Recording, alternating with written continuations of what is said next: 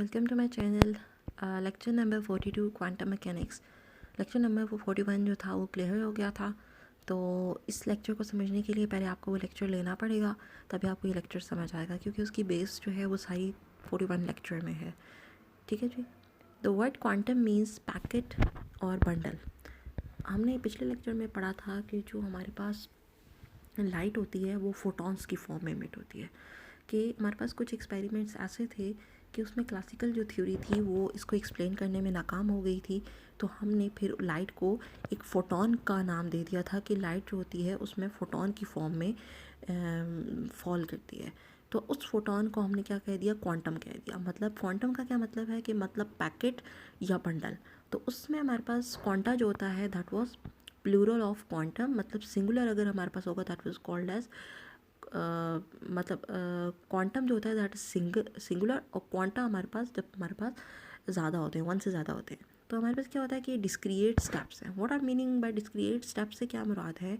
Suppose अगर आप ये स्टेयर्स को इमेजिन करते हैं तो आप एक स्टेप लेते हैं, फिर दूसरा स्टेप लेते हैं, फिर तीसरा स्टेप लेते हैं। कभी ऐसा नहीं हुआ कि आपने एक हाफ स्टेयर का स्टेप लिया हो, कभी आपने 0.15 स्टेप लिया है, मतलब आधी सीढ़ी आप चढ़े हों, तो ऐसा पॉसिबल नहीं होता। मतलब 0.5 का स्टेप आप नहीं लेते, या आप 1.5 मतलब 1.5 स्टेप लें, ऐसा नहीं होता। 2.5 का स्टेप लें, ऐसा नहीं होता। मतलब आप एक पूरा एक स्टेप लेते हैं, मतलब 1.5, 2.5, 3.5, 0.31 का स्टेप आप नहीं लेते, आप एक फुल एक स्टेप 1 लेते हैं या स्टेप 2 लेते हैं। तो इसमें यही लिखा हुआ है कि हमारे पास क्या है, walking up of flight of stairs, मतलब आप जब सीढ़ियों पे चढ़ते हैं, you increase your height 1 step at a time. मतलब आप एक स्टेप अपना ऊपर कवर करते हैं, मतलब 0.5 या 0.37 का स्टेप नहीं लेते, आप पूरा एक स्टेप लेते हैं। In other words your height above ground and potential energy can discrete values only. मतलब आपकी ये स्टेयर्स पे आप पाँव रखते हैं, अगर आप यहाँ पे हैं तो आपने एक 1 स्टेप लिया हुआ है, अगर आप यहाँ पे हैं तो आपने 2 स्टेप्स लिए हुए हैं। आपने कभी भी ऐसा नहीं हुआ 2.5 का या 1.5 का स्टेप लिया हो। सही हो गया जी। ये फर्स्ट हमारे पास पॉइंट हो गया।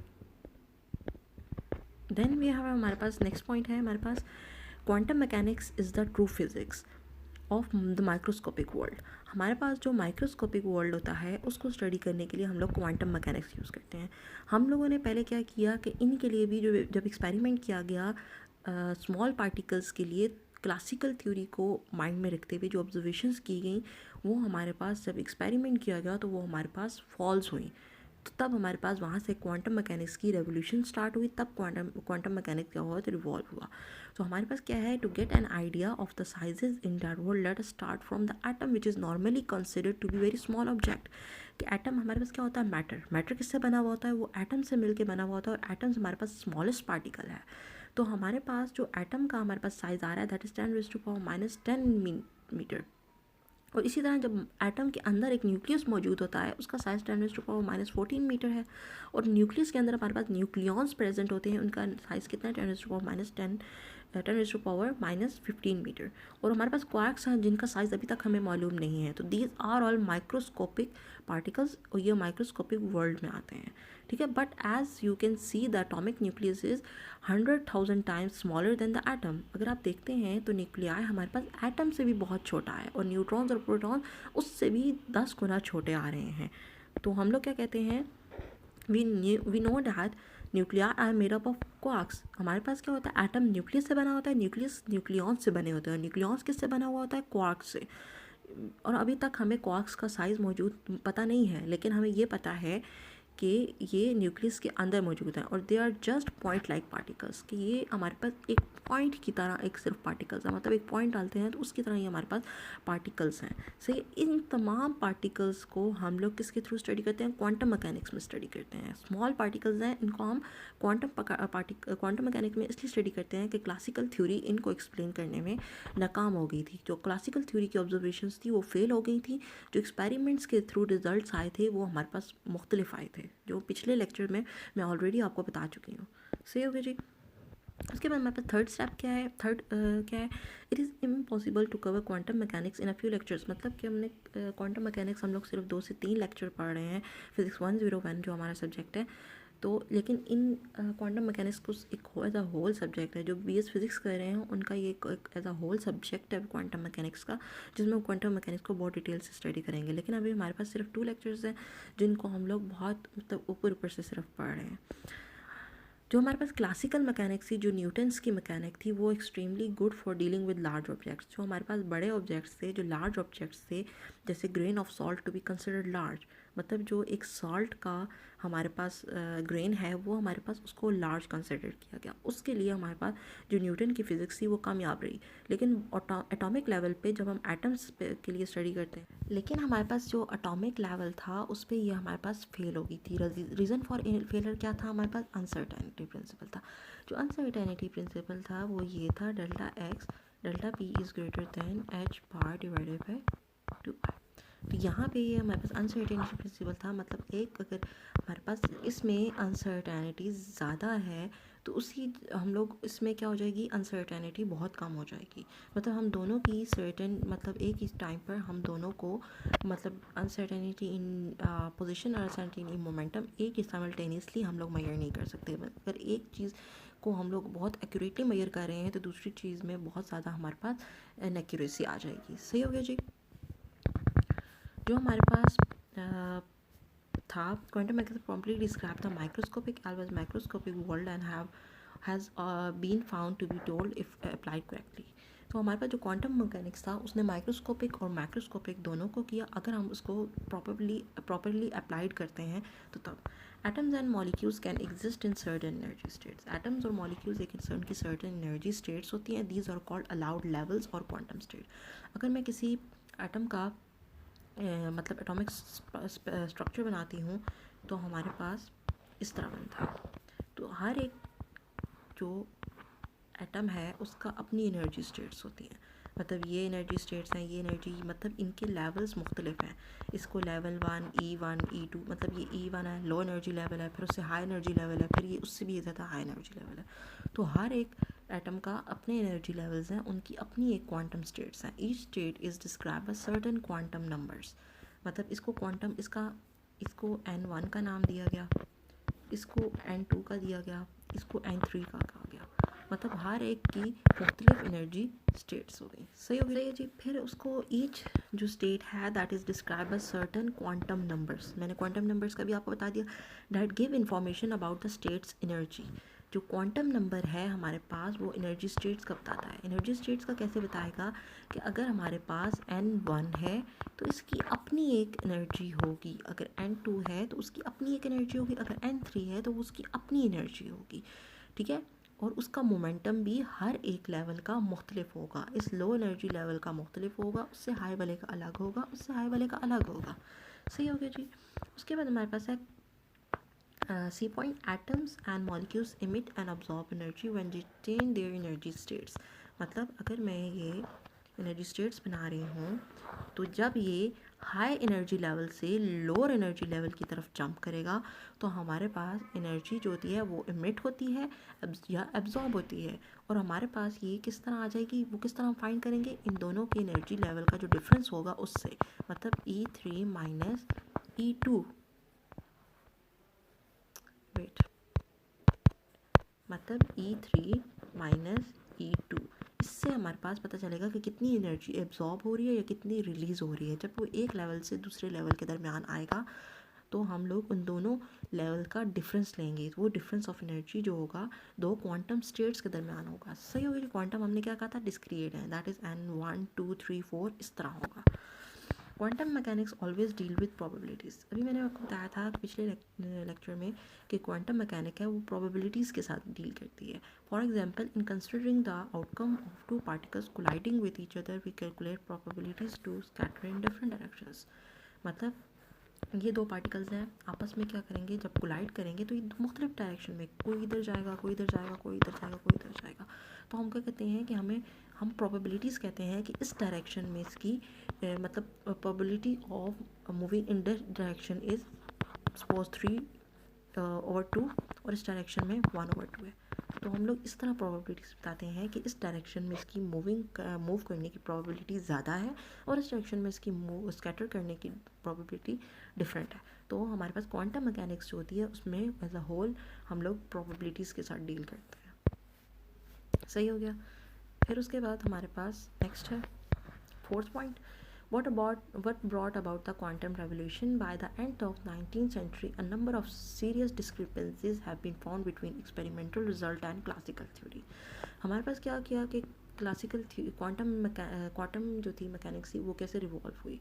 हुआ यूँ था कि जो 19th सेंचुरी का एंड था वहाँ पर हमारे पास कुछ एक्सपेरिमेंट्स हुए किए गए, तो वो हमारे पास क्लासिकल थ्योरी के अगेंस्ट आए, मतलब क्लासिकल थ्योरी को फॉलो नहीं कर रहे थे, वहाँ पे कुछ तजादात पाए गए। मतलब ये ब्लैक बॉडी रेडिएशन था, फोटो इलेक्ट्रिक इफेक्ट था, जो स्टेबिलिटी ऑफ एटम और पजल ऑफ एटॉमिक स्ट्रक्चर था, ये इसने क्लासिकल थ्योरी को मतलब क्लासिकल थ्योरी इनको एक्सप्लेन करने में नाकाम हो गई थी, जिसकी वजह से वहाँ से क्वांटम मैकेनिक्स जो थी उसकी रेवोल्यूशन हुई। तो हमारे पास क्या है जी, पहला हम लोग जो तो ब्लैक बॉडी रेडिएशन था वो आपको मैं बताती हूँ। ब्लैक बॉडी रेडिएशन हमारे पास क्या कहता था, ब्लैक बॉडी रेडिएशन में हमारे पास क्या था कि एक मेटल है, अगर उसको हम हीट करते हैं और बाय इंक्रीजिंग हीट उसका क्या होता है, कलर चेंज होता है। आपने अक्सर वेल्डिंग की दुकान पे देखा होगा कि जब वो लोहे को या किसी चीज़ को वेल्ड करते हैं तो उस जैसे जैसे वो उसको टेम्परेचर दे रहे होते हैं तो वैसे वैसे उसका कलर चेंज होता है। वो उसकी कलर चेंज जो हो रहा होता है, उस कलर के चेंज होने से वो उसका टेम्परेचर का अंदाज़ा लगा सकते हैं। मतलब सपोज़ अगर हम लोग कि एक जैसे कि कलर चेंज होता है, फर्स्ट होता है वो डार्क रेड होता है, फिर वो येलो में कन्वर्ट होता है, देन आप वाइट कलर का कलर देखते हैं, वाइट कलर देखते हैं। फ्रॉम दिस इलेक्ट्रोमैग्नेटिक रेडिएशंस जो होती हैं वो इमिट होती हैं और उसकी हर एक रेडिएशन की एक अपनी फ्रीक्वेंसी होती है। और हमारे पास क्या होता है कि वो डिस्ट्रीब्यूशन जो होती है हर एक फ्रीक्वेंसी की डिफरेंट होती है, और जो ये हमारे पास फ्रीक्वेंसी है वो इंक्रीज़ करती है टेम्परेचर के इंक्रीज़ करने से। ये इसको हमने नाम दिया प्लैंक्स डिस्ट्रीब्यूशन का। सही है जी, कि टेम्परेचर के इंक्रीज़ करने से फ्रीक्वेंसी हमारे पास क्या करती है, इंक्रीज़ करती है। ये हमारे पास मैक्स प्लैंक ने कहा था, लेकिन हमारे पास क्लासिकल फिजिक्स कुछ और कहती थी। क्लासिकल फिजिक्स ये कह रही थी कि जब हम एक बॉडी को हीट अप करते हैं तो उसकी कलर चेंजेस होते हैं। कलर जब चेंज होंगे तो मतलब फ्रीक्वेंसी क्या होगी, मुख्तलिफ होगी। तो जो एनर्जी होगी, इलेक्ट्रोमैग्नेटिक एनर्जी है, वो रेडिएट करेगी मुख्तलिफ फ्रीक्वेंसीज़ पे, और वो हमारे पास V3 से प्रोपोर्शनल होगी, मतलब V के क्यूब से प्रोपोर्शनल होगी। ये क्लासिकल थ्योरी का कहना था कि सो the energy radiate over all frequencies, मतलब जो पोज ये फ्रीक्वेंसी है 2 3 4, तो हर जो उस पर थी फ्रीक्वेंसी क्या हो जाएगी, इनफाइनाइट हो जाएगी। So the energy radiated all are frequencies अनफाइनाइट।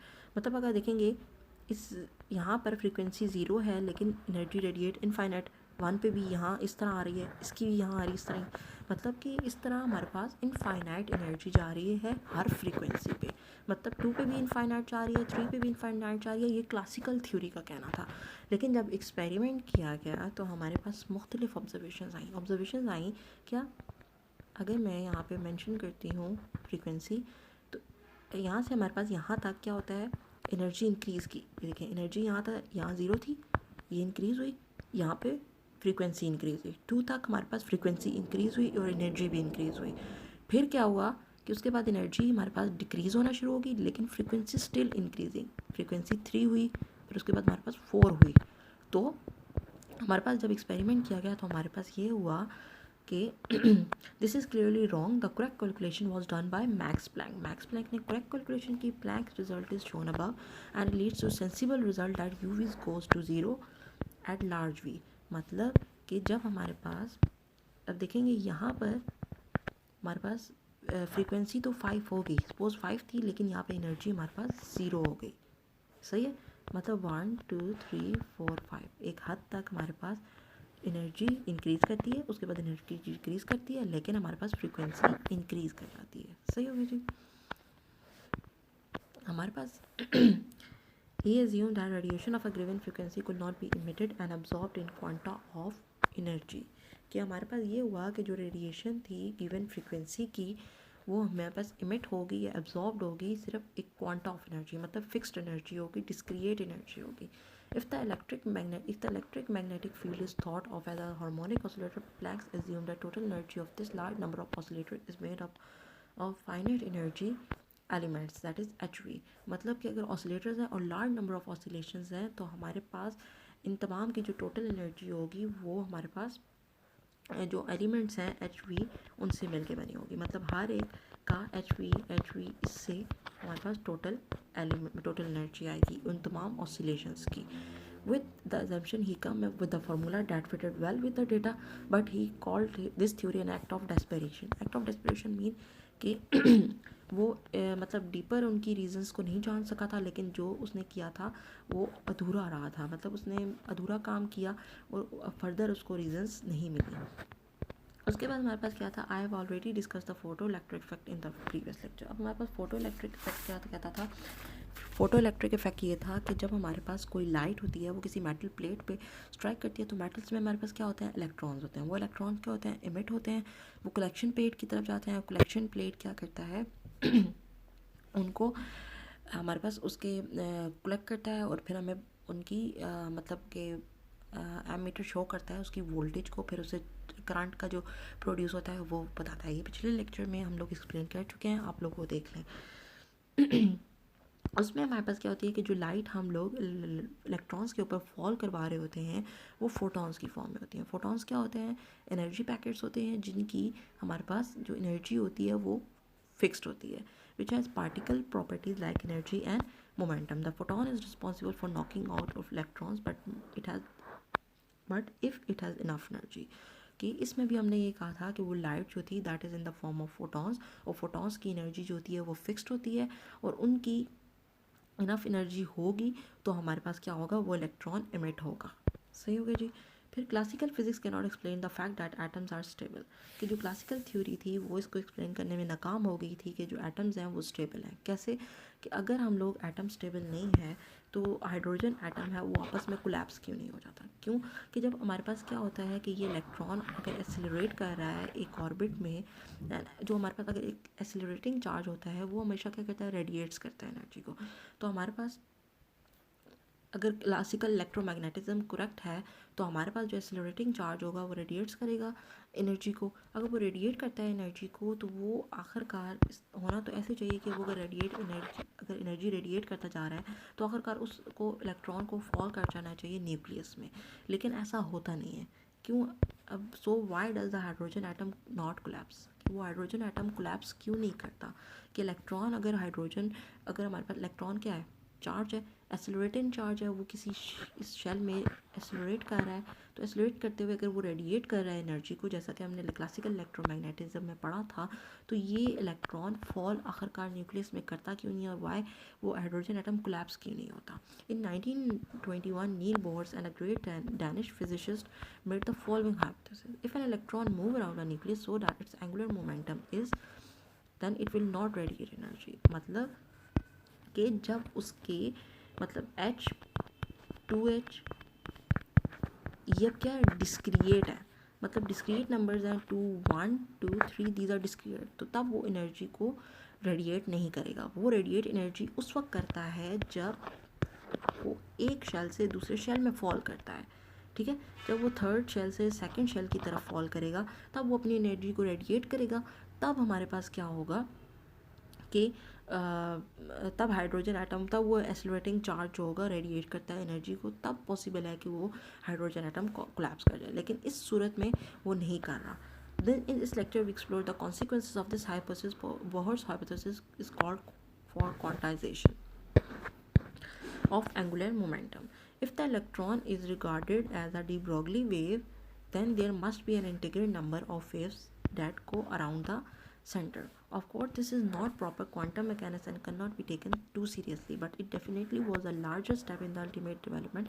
If one's understanding was imperfect, it was now possible to understand why atoms had certain energies only and why the light radiated by atoms was of discrete frequencies.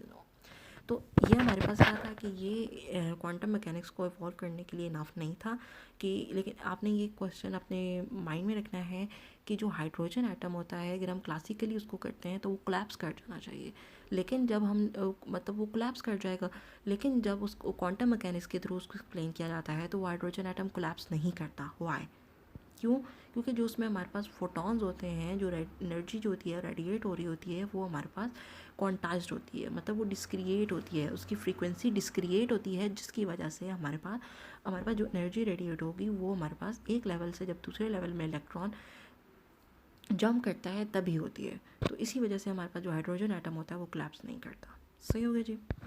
जब फिर हमारे पास 5 point आता है, one consequence of quantum mechanic is that it explains to uncertainty principle the stability of atom. कि हमारे पास एक consequence quantum mechanic का ये भी था कि हमने क्या किया था, एटम की स्टेबिलिटी को अनसर्टेनिटी प्रिंसिपल के थ्रू एक्सप्लेन किया था। बट उसको एक्सप्लेन करने से पहले हम एक पार्टिकल जो था उसको दो वॉल्स के दरमियान मूव करवाते हैं। सपोज़ ये एक पार्टिकल है, ये हम उस पार्टिकल को दो वॉल्स के दरमियान मूव करवाते हैं। ये एक पार्टिकल है, इसको दो वॉल्स के दरमियान हमने मूव करवाया, ये इस वॉल के साथ टकराता है, दोबारा इस वॉल के साथ टकराएगा, फिर इसके साथ, फिर इसके साथ। मतलब अगर हम लोग इग्नोर करते हैं फ्रिक्शन को, जहाँ पे हम ये करते हैं कि यहाँ पे कोई फ्रिक्शन नहीं है, तो ये बॉल मूव करता रहेगा फॉर एवर। लेकिन क्वांटम मैकेनिक्स में हमारे पास the uncertainty of the particle position is, हमने क्या किया कि जो हमारे पास डिस्टेंस है हमने क्या लिया उसको ए, तो डेल्टा एक्स को ए का नाम दे दिया। अनसर्टेनिटी प्रिंसिपल के थ्रू डेल्टा एक्स को ए का नाम दे दिया, and so delta x delta p h bar two, यहाँ पर डेल्टा एक्स की जगह हम क्या डाल देते हैं, ए डाल देते हैं। ए डाल दिया। फ्रॉम दिस वी लर्न जो काइनेटिक एनर्जी हमारे पास आती है, ये एक आप लोगों ने इसी तरह लर्न करना होगा क्योंकि इसकी कैलकुलेशन है जो कि हमारे कोर्स में नहीं है, लेकिन आप इसको याद कर लें।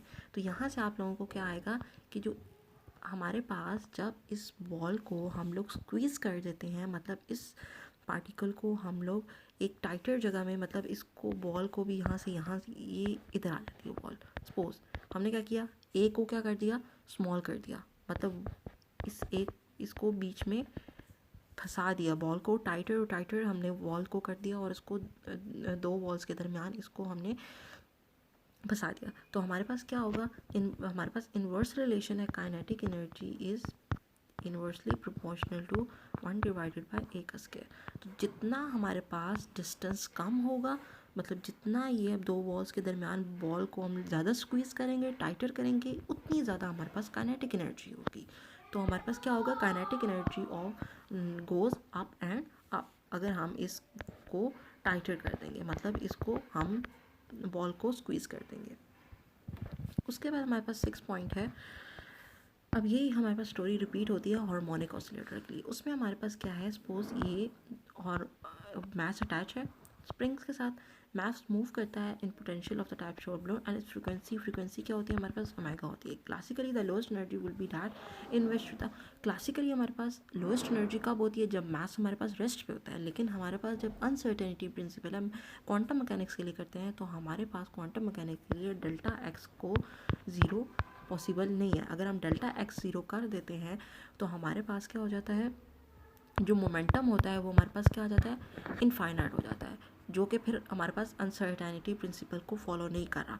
तो हमारे पास क्या होता है कि हाइजन, जब हम लोग क्वांटम मैकेनिक्स के थ्रू इसको कर रहे होते हैं, तो हम लोग पार्टिकल को रेस्ट पर कंसिडर नहीं करते। मतलब हम जो हमारे पास जिस तरह हम लोग क्लासिकली कह रहे थे कि जब मास रेस्ट पे होगा तो उसकी कोई काइनेटिक एनर्जी नहीं होगी, ठीक है। जिस तरह हमने किया था क्लासिकली के मास जो होगा रेस्ट पे होगा तो उसकी कोई काइनेटिक एनर्जी नहीं होगी, तो हम लोग क्वांटम मैकेनिक्स में मास को रेस्ट पर नहीं ले सकते, ठीक है। And it is at the position where the potential is minimum, but this means that body has both well defined momentum and position. मतलब क्लासिकली तो हमारे पास ये आता है कि इसकी मोमेंटम भी हमारे पास वेल डिफाइंड है और पोजीशन भी वेल डिफाइंड है, लेकिन ये हमारे पास फॉरबिडन था हाइजेनबर्ग अनसर्टेनिटी प्रिंसिपल पे कि अगर हम लोग मोमेंटम को वेल डिफाइन करेंगे तो हमारे पास पोजीशन में अनसर्टेनिटी ज़्यादा हो जाएगी, और इसी तरह अगर हम पोजीशन को मतलब वेल डिफाइनली करेंगे तो हमारे पास मोमेंटम में अनसर्टेनिटी ज़्यादा होगी। A proper quantum mechanical calculation show that minimum energy is actually 1 divided by 2 h bar omega. मतलब पार्टिकल को हम लोग रेस्ट पे नहीं लेंगे और हमारे पास जो मिनिमम एनर्जी आ रही है वो ये आ रही है. This is called zero point energy and comes about because it is not possible for the mass to be at rest. अभी मैंने आपको बताया था कि क्वांटम मैकेनिक्स में हम लोग मास को रेस्ट पर नहीं लेते. जो हमारे पास लोएस्ट एनर्जी हमारे पास आ रही है that was 1/2 H bar omega, और इसी तरह 3/2 H bar omega, 5/2 7/2. We says that energy are quantized, मतलब फिक्स्ड एनर्जीज हैं. ये हमारे पास सब fixed energy. This is completely impossible to understand from classical mechanic where we know that we can excite an oscillator to have any energy we want. कि ये explain classical mechanics के through इसको explain करना नामुमकिन था, जहाँ से हम लोग जो था एक किसी भी एनर्जी पे ऑसिलेटर को हम लोग एक्साइट कर देते थे. ठीक है. Quantize energy levels are indeed what we observe in physical system, atoms rotating और vibrating molecules and nuclear. Seventh point हमारे पास क्या होता है कि we understand from the previous example why the hydrogen atom doesn't collapse. पीछे मैंने आपको बताया था कि हाइड्रोजन एटम क्यों नहीं कोलैप्स करता. If the electron doesn't have any orbital angular momentum around the proton. The uncertain principle, जो अनसर्टेनिटी प्रिंसिपल है वो उसको फोर्स करता है इलेक्ट्रॉन को कि वो प्रोटॉन से अवे रहे. मतलब आपने देखा होगा कि इसलिए कोलैप्स नहीं करता कि जो हमारे पास अनसर्टेनिटी प्रिंसिपल है वो इलेक्ट्रॉन को प्रोटॉन से फार अवे रखता है. मतलब वो उसको इतना करीब नहीं आने देता. अगर वो उसको करीब आता है तो हमारे पास क्या होगा कि हमारे में भी पढ़ा था delta x delta p is greater than and equals to h/2 pi. मतलब अगर हमारे पास डेल्टा एक्स बहुत ज़्यादा स्मॉल हो जाता है, मतलब अगर डिस्टेंस बहुत कम हो जाता है तो हमारे पास क्या हो जाता है, उसकी मोमेंटम इंक्रीज़ कर जाता है. मतलब उसकी काइनेटिक एनर्जी इंक्रीज़ कर जाएगी. काइनेटिक एनर्जी इतनी ज़्यादा इंक्रीज़ कर जाएगी कि वो पार्टिकल मतलब वो जो इलेक्ट्रॉन है वो प्रोटॉन के पास नहीं आता.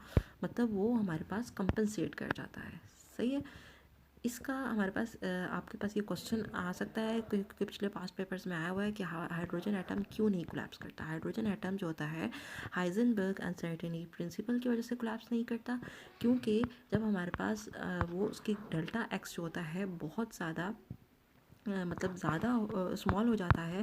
मतलब हमारे पास डेल्टा एक्स बहुत ज़्यादा कम, मतलब डिस्टेंस बहुत ज़्यादा कम हो जाता है. प्रोटॉन जब बहुत करीब आने की कोशिश करता है तो हमारे पास क्या हो जाता है, उसकी डेल्टा पी मतलब मोमेंटम जो होता है बहुत ज़्यादा इंक्रीज़ कर जाता है. मतलब काइनेटिक एनर्जी बहुत ज़्यादा इंक्रीज़ कर जाती है और वो उसको कंपनसेट कर देती है. सही हो गया जी. उसके बाद हमारे पास 8 पॉइंट है. Quantum mechanics predicts what is called tunneling. Tunneling क्या होती है? Tunneling of particles through potential barrier. Again we shall use the uncertain principle. अगर इसमें भी हमारे पास टनलिंग में ये टनलिंग का एक है पार्टिकल्स, टनलिंग ऑफ पार्टिकल्स. इसमें हमारे पास क्या होता है, एनर्जी टाइम का जो अनसर्टेनिटी प्रिंसिपल है वो हम यूज़ करेंगे. आप सपोज करें कि ये हमारे पास एक पार्टिकल है, उसने हमारे पास ये पीक को कवर करके यहाँ जाना है. लेकिन क्या होता है कि जब ये यहाँ तक जाता है तो दोबारा इधर ही आ जाता है. ठीक है जी. इसके पास इतनी एनर्जी नहीं होती कि ये इस पीक को कवर करके दूसरी साइड पे जाए. In that case we know from experience that will just keep oscillating. तो क्या होगा कि ये यहाँ जाएगा पार्टिकल, फिर यहाँ वापस आ जाएगा, फिर जाएगा, फिर वापस आ जाएगा. मतलब ये इन्हीं दो पॉइंट्स के दरमियान ऑसिलेट करता रहेगा क्योंकि उसके पास इतनी एनर्जी नहीं है कि उस पीक को क्रॉस कर सके. तो वो क्या करेगा कि अनसर्टेनिटी प्रिंसिपल जो एनर्जी टाइम का है वो उसको यूज़ करते हुए quantum mechanically it can steal energy. वो स्टील करेगा एनर्जी को delta E for time T and this may be enough to surmount the. वो कहीं से फिर एनर्जी को स्टील करेगा एक शॉर्ट टाइम के लिए और वो मतलब इनफ एनर्जी होगी कि वो यहाँ से फिर यहाँ तक जा सकेगी बॉल. सही हो गया जी. हमारे पास है of course the particles must repeat delta E delta T. ये हम लोग ऑलरेडी पढ़ चुके हैं पिछले लेक्चर में. सो दैट अगर हमारे पास टाइम जो होगा वो स्मॉल होगा तो वो मतलब ग्रेटर नंबर ऑफ एनर्जी जो होगी वो large amount of energy to cross over. फिर अगर टाइम बहुत स्मॉल है तो उसको लार्ज अमाउंट ऑफ एनर्जी चाहिए होगी इसको बॉल को यहाँ तक लाने के लिए. So again I have given only a rough argument here but in quantum mechanics we can do proper calculation to find turning probabilities. कि यहाँ पे उन्होंने रफ सा एक आर्ग्यूमेंट दिया है लेकिन जो क्वांटम मैकेनिक्स है वहाँ पर प्रॉपर कैलकुलेशंस होती हैं. वही बात है कि हम लोग सिर्फ फिज़िक्स की इंट्रोडक्शन पढ़ रहे हैं. तो हमारे पास डिटेल के लिए जो डिटेल है वो फिज़िक्स 10 जो BS फिज़िक्स कर रहे हैं उनको वो करेंगे. सही जी. 9 पॉइंट है कि हमारे पास विदाउट टनलिंग और सन विल गो, कि टनलिंग के बगैर हमारा सन जो है वो कोल्ड हो जाता है। कैसे हमारे पास होता है, हमारे पास होता क्या है कि जो हमारे पास सन होता है वो पावर्ड होता है, जो हमारे पास वो जो उसकी थर्मल एनर्जी होती है that is due to hydrogen fusion. वो हाइड्रोजन फ्यूजन की वजह से उसकी थर्मल एनर्जी होती है। जो थर्मल एनर्जी वो रेडिएट कर रहा होता है या वो जो सन की गर्माइश होती है वो हाइड्रोजन फ्यूजन की वजह से होती है। हाइड्रोजन फ्यूजन क्या होता है कि जो प्रोटॉन्स होते हैं वो आपस में उनकी इलेक्ट्रोस्टैटिक रिपल्जन होती है, मतलब दो प्रोटॉन्स दोनों का चार्जेस सेम है तो वो क्या करते हैं आपस में रिपेल करते हैं, मतलब उनको रिपेल करना चाहिए, होना तो ये होता है ओवर। तो वो क्या करते हैं कि जो कुछ एनर्जी वो कहीं से स्टील करते हैं और स्टील करके थोड़े से टाइम के लिए ये आपस में क्या हो जाते हैं, करीब आ जाते हैं, आपस में क्या होते हैं, फ्यूज़ कर जाते हैं, कि इतनी एनर्जी हो जाती है कि इनकी इलेक्ट्रोस्टैटिक जो रिपल्जन होती है वो कम हो जाती है और वो आपस में क्या करते हैं, फ्यूज़ कर जाते हैं। But the thermal energy at the core of the sun is not at high enough, कि लेकिन जो एनर्जी होती है कोर ऑफ द सन में वो इतनी ज़्यादा इनफ नहीं होती। It is only because the tunnelling effect allows proton to sometimes get close enough that fusion happens, कि हमारे पास जो सन की गर्माइश है, जो थर्मल एनर्जी है, वो इस टनलिंग इफेक्ट की वजह से जो हमारे पास uncertainty principle delta t greater than n equals to h bar divided by 2 pi, इसकी वजह से पॉसिबल है, क्योंकि थोड़े से टाइम के लिए हमारे पास जो प्रोटॉन्स होते हैं वो आपस में करीब आते हैं, उनकी जो इलेक्ट्रोस्टैटिक रिपल्जन होती है वो कम हो जाती है और फ्यूजन हैपन हो जाता है। सही हो गया जी।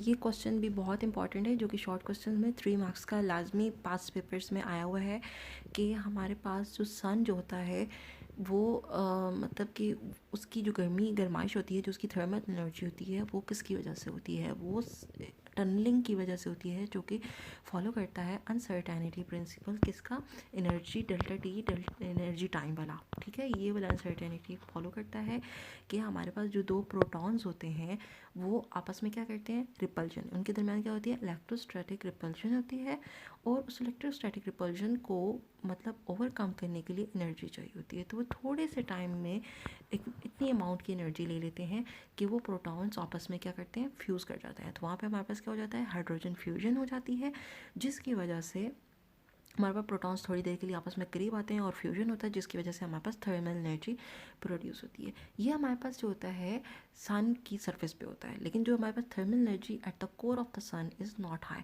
लेकिन कोर जो हमारे पास सन का कोर है वहाँ पर इतनी ज़्यादा थर्मल एनर्जी नहीं होती। सही है, ये हमारे पास इसकी मेन रीज़न है। आप ये पैराग्राफ पढ़ेंगे, इसी पैराग्राफ को आपने उसका आंसर लिखना है। सही होगा जी। हमारा आधा लेक्चर हो गया है, हाफ लेक्चर जो है इंशाल्लाह नेक्स्ट वीडियो में अपलोड करूँगी।